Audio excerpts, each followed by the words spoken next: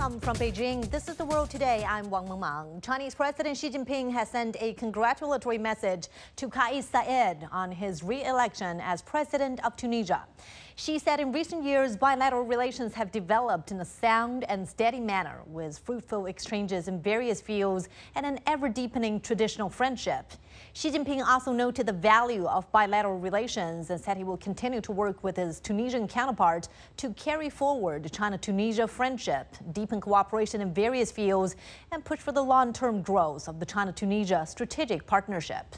2024 marks the 60th anniversary of the establishment of diplomatic ties between the two nations. And turning our attention now to Vientiane, Laos, where leaders from the 10-member ASEAN are attending a forum. The group's Secretary General Cao Kim Horn says ASEAN remains a stabilizing force for the region. He also said the union is becoming more economically integrated, with extensive trade agreements signed with several external partners.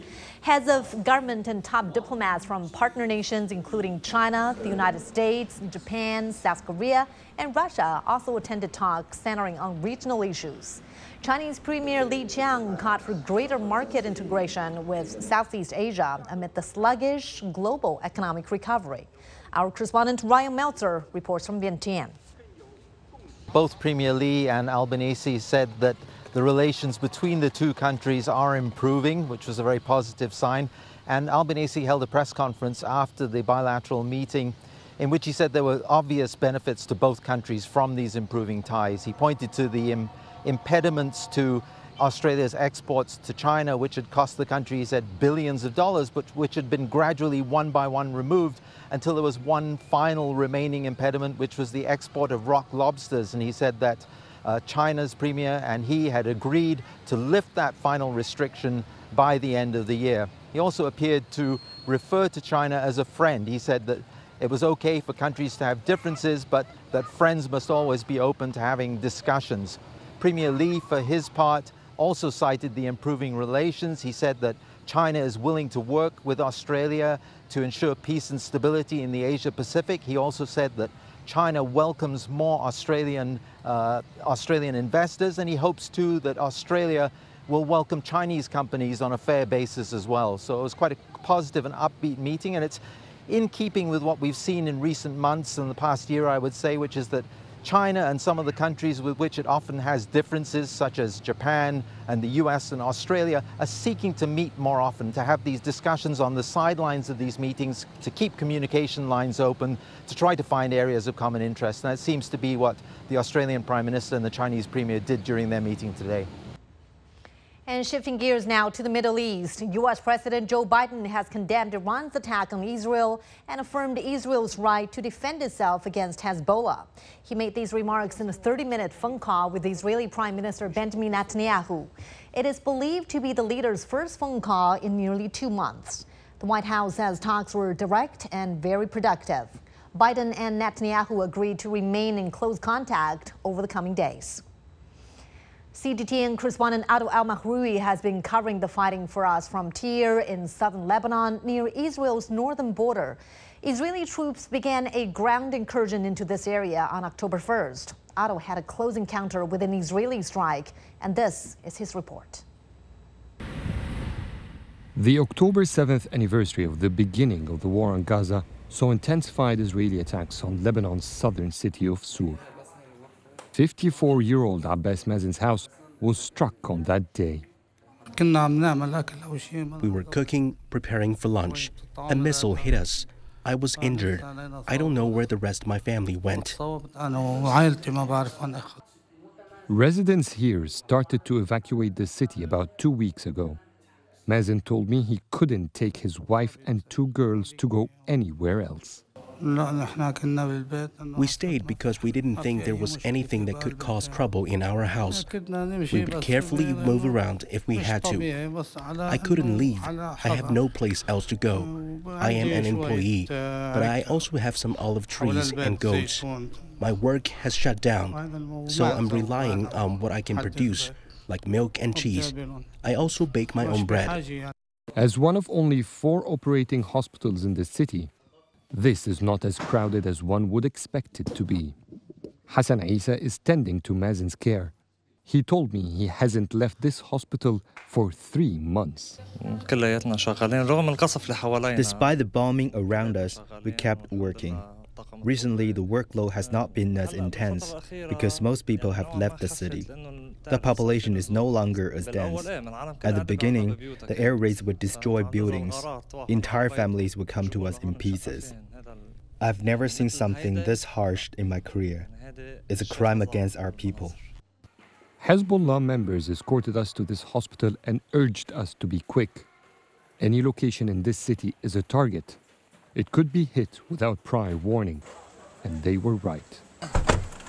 We had to leave the hospital very quickly because a strike happened right across the street. The target is not yet clear, and a state of panic just happened. You see, cables have fallen on the gate, and we cannot exit. These are all just consequences of these are electric cables that have fallen. We tried to film the aftermath of the attack. Local residents yelled at us to stop filming. They flashed a gun and fired a warning shot towards us. The south of Lebanon is on edge. Israel's war here is tearing the city apart, as well as people's trust in one another. Adil Mahroui, Cgtn, Sur, south of Lebanon. And over in Gaza, at least 56 Palestinians have been killed over the past 24 hours as the Israeli military presses ahead with its raids. Israel has repeatedly issued evacuation orders to residents of Jabalia and nearby areas in northern Gaza. But the United Nations says at least 400,000 people are trapped in the region, and there are no safe places to flee in the entire strip. Akrama Satari reports. Well, the situation in the Gaza North is extremely catastrophic, and I'm quoting the sources of the Palestinian Civil Defense and the Palestinian Minister of Health, who have been relentlessly trying to secure the people who are fleeing from their homes and moving from their residential blocks and seeking safeties in areas that are targeted again. According to the news, around 16 Palestinians were killed in Gaza Jabalia area when the Al-Yaman Said hospital was targeted. According also to the Palestinian sources, 56 Palestinians were killed throughout the Gaza Strip in the last 24 hours. 37 of them are from the Gaza North. So the Gaza North has been experiencing large-scale ground operations, intensified targeting for different parts in Jabalia, Beit Lahia, and also in Beit Hanun area, and people were asked to leave their homes and head to the south through the Salah ad-Din Street, and people who are going to Al-Rashid area. People have been living extremely difficult situation. The appeals were made over the internet and on social media platforms. Large and whole families were trapped under the debris. Some other families are trapped because of the tanks have already besieged the area and surrounded their parts of their areas of the Jabalia refugee camp, for instance. So overall tense situation. People are trapped, people are suffering, and people are injured and killed, on top of the fact that they are being displaced, and large number of the population is already suffering and is uncertain where to go and how to do that.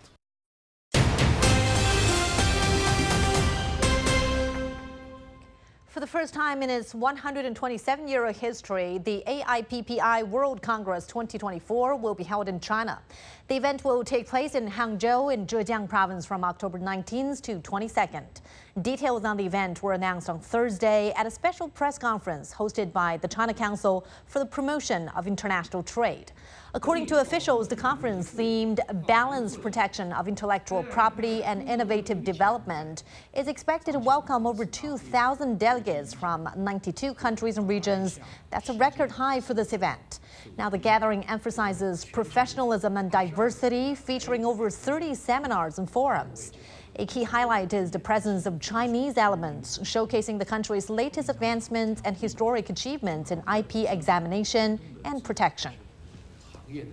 我们还将围绕4个知识产权专题研究决议草案进行。 We will focus on discussing 4 key draft resolutions on intellectual property, covering patents, trademarks, copyrights, and rights enforcement.